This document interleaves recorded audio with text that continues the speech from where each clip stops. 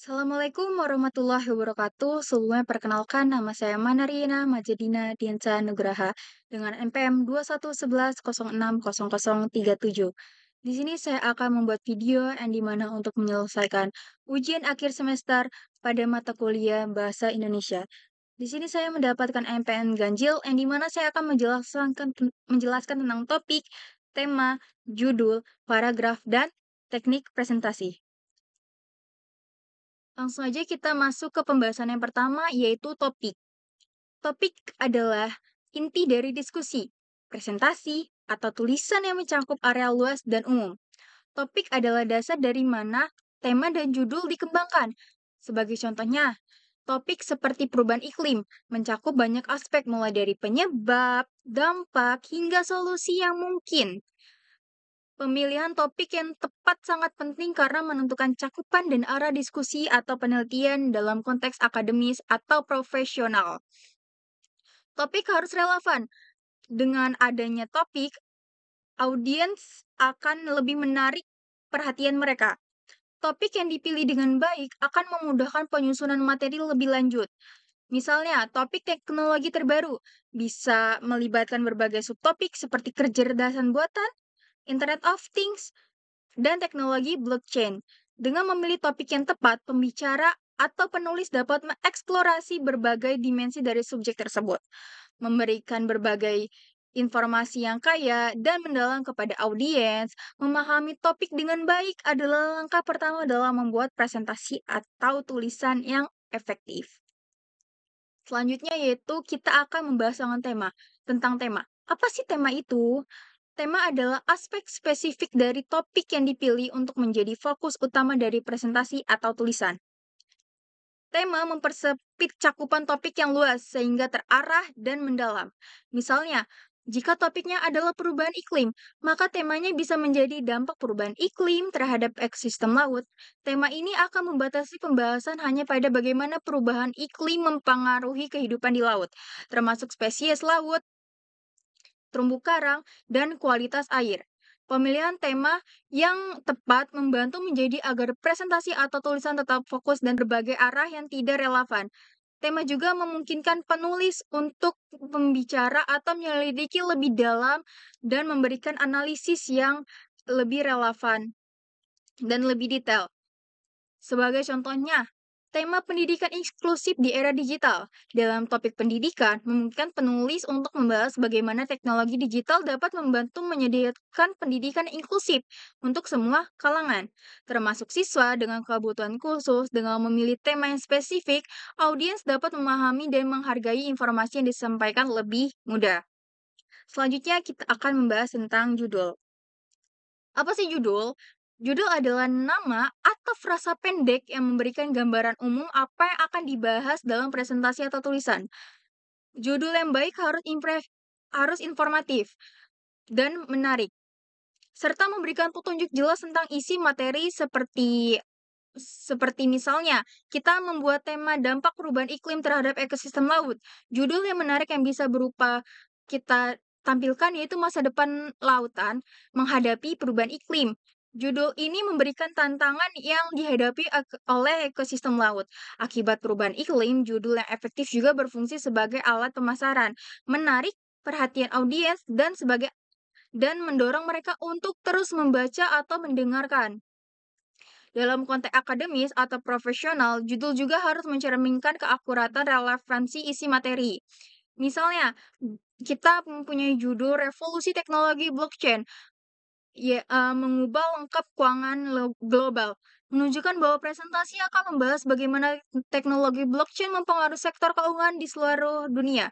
Dengan demikian, judul bukan hanya identifikasi dari isi, tetapi juga sebagai alat untuk menarik dan mempertahankan minat audiens. Dan selanjutnya kita akan membahas tentang paragraf. Apa sih paragraf itu? Paragraf adalah unit dasar dalam tulisan yang terdiri dari beberapa kalimat yang mengembangkan satu ide utama. Setiap paragraf dengan kalimat topik yang menguraikan ide utama diikuti beberapa kalimat pendukung yang memberikan detail. Contohnya, Contoh atau bukti untuk memperkuat ide tersebut. Paragraf yang baik harus koheren dengan setiap kalimat terkait satu sama lain secara logis dan mengalir dengan lancar. Misalnya dalam tulisan tentang dampak perubahan iklim terhadap ekstrim laut tadi yang kita bahas, kita juga dapat membuat satu paragraf itu bisa dimulai dengan kalimat topik seperti perubahan iklim memiliki dampak signifikan terhadap kehidupan laut. Kalimat-kalimat berikutnya bisa menjelaskan bagaimana peningkatan suhu air mempengaruhi terumbu karang, atau bagaimana perubahan pola cuaca mempengaruhi migrasi ikan. Paragraf membantu mengorganisasi informasi sehingga lebih mudah diikuti dan dipahami oleh pembaca. Dalam presentasi, setiap slide bisa dianggap sebagai satu paragraf. Dengan masing-masing slide mengembangkan satu ide utama, struktur paragraf yang jelas dan teratur sangat penting untuk memastikan pesan disampaikan dengan efektif dan efisien. Dan yang terakhir kita akan membahas tentang teknik presentasi. Bagaimana sih teknik presentasi dan apa sih teknik presentasi?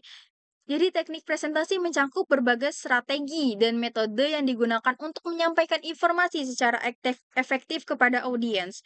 Teknik yang baik dapat membantu menjaga perhatian audiens, membuat materi lebih mudah dipahami, dan meningkatkan daya tarik presentasi.